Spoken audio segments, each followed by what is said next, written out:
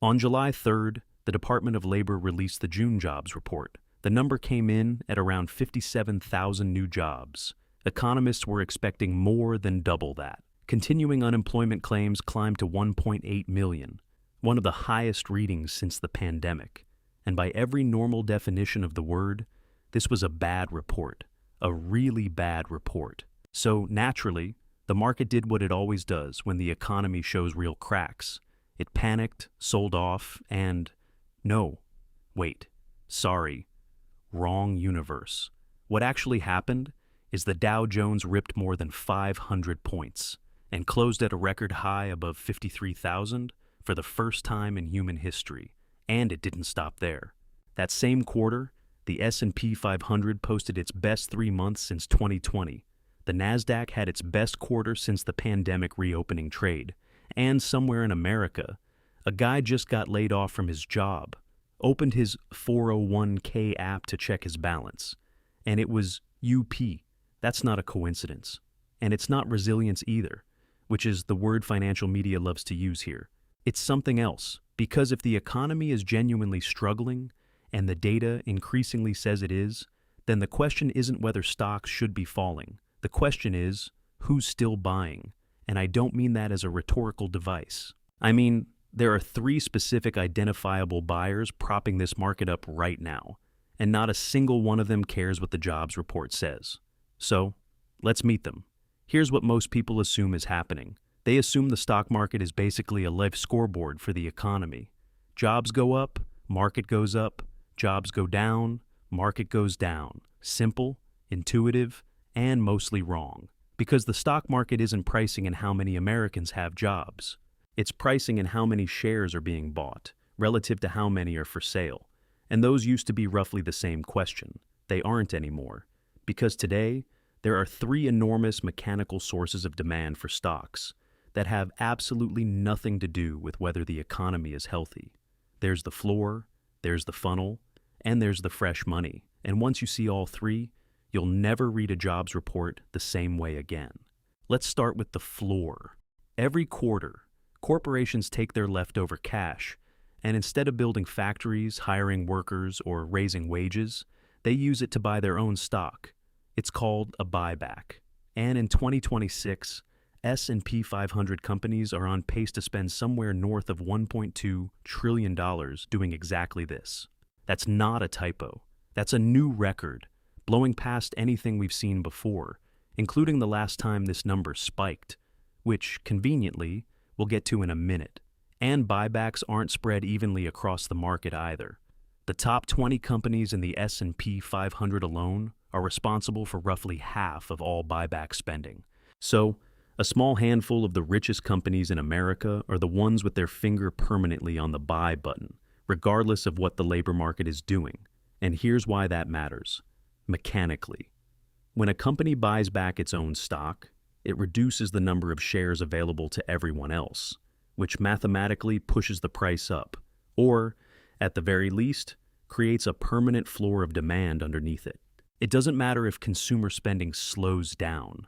It doesn't matter if hiring freezes. The buyback desk shows up every single trading day, like clockwork. Some analysts have even described corporate treasuries as the lender of last resort for the market this year, quietly stepping in every time retail and institutional investors get spooked and pull back. Which, if you think about it, is a pretty wild sentence. The thing holding up the stock market isn't optimism about the economy. It's companies buying themselves. And look, I'm not saying buybacks are some evil conspiracy. Companies are legally allowed to do this, and shareholders generally like it. But here's the uncomfortable historical footnote. Nobody's bringing up. The last time buyback spending hit a comparable record high was the middle of 2007, and a year after that peak, the market had lost about half its value. That doesn't mean 2026 is 2008 in a costume. Two can look similar without being identical. But when a report from Oxfam pointed out that many of America's largest companies are now spending more on shareholder payouts than they pay in federal taxes, combined, it's worth asking, what exactly are we measuring when we call the stock market a reflection of a healthy economy? Because right now, It might just be a reflection of a very generous corporate accounting department. So that's buyer number one, the floor.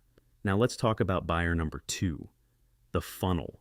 Every 2 weeks, tens of millions of Americans get a paycheck, and a chunk of that paycheck automatically gets funneled into a 401k, which automatically gets funneled into an index fund, which automatically gets funneled into the market. This buyer doesn't read the jobs report. This buyer doesn't care about continuing claims. This buyer doesn't even know what continuing claims are. It just buys every single pay period on autopilot, because that's literally how the system is designed.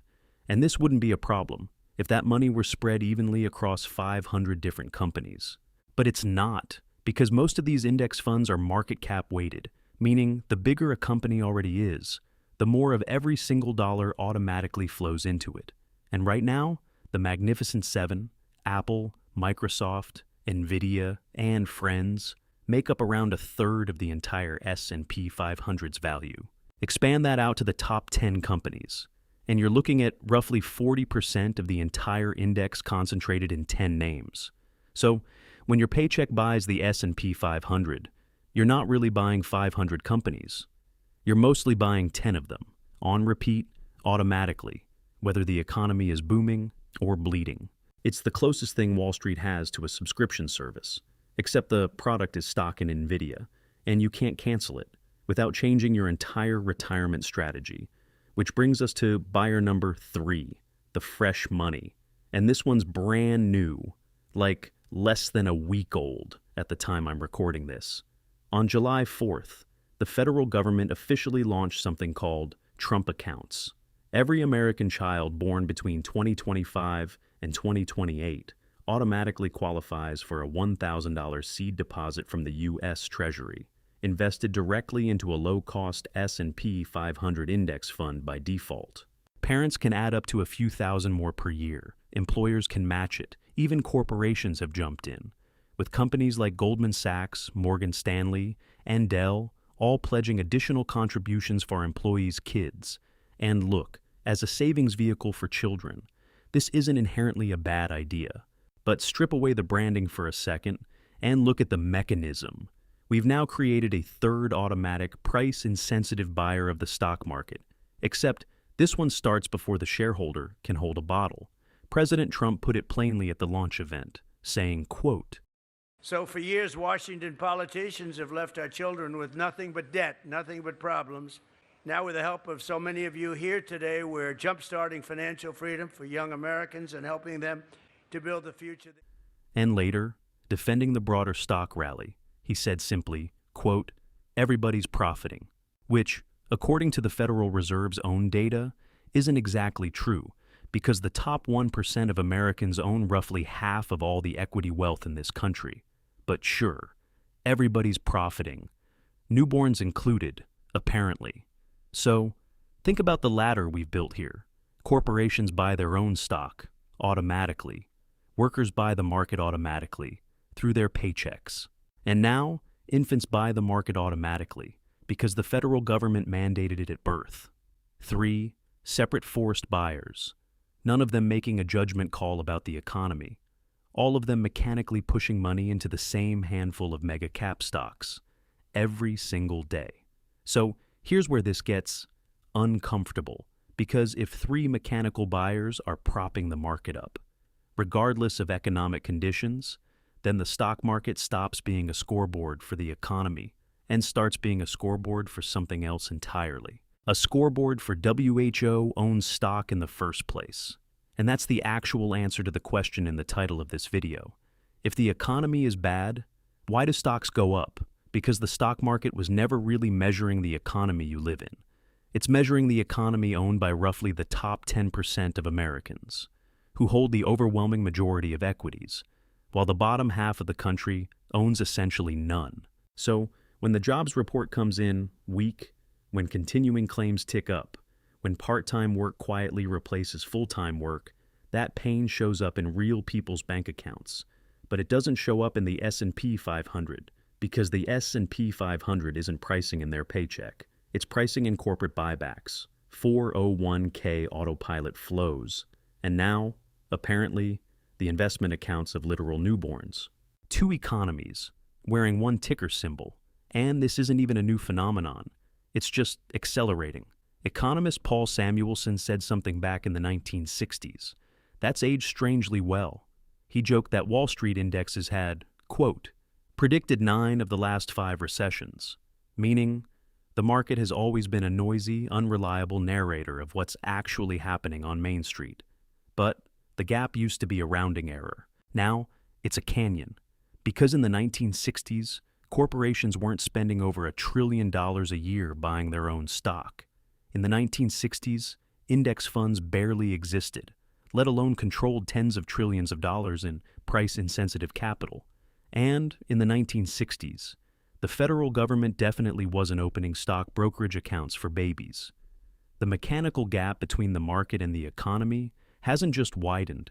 It's been engineered wider, one policy and one autopilot contribution at a time. So let's go back to where we started. A jobs report that missed expectations by roughly half continuing claims, climbing toward levels we haven't seen since the pandemic, and the Dow Jones hitting an all-time high the same week. That's not the economy healing. That's not resilience. That's 3 separate, mechanical, price-insensitive buyers, none of whom are looking at a single economic data point before they hit purchase. And here's the most alarming part. That exact 401k autopilot funnel we just talked about has massive exposure to hyper-hyped AI stocks like NVIDIA right now.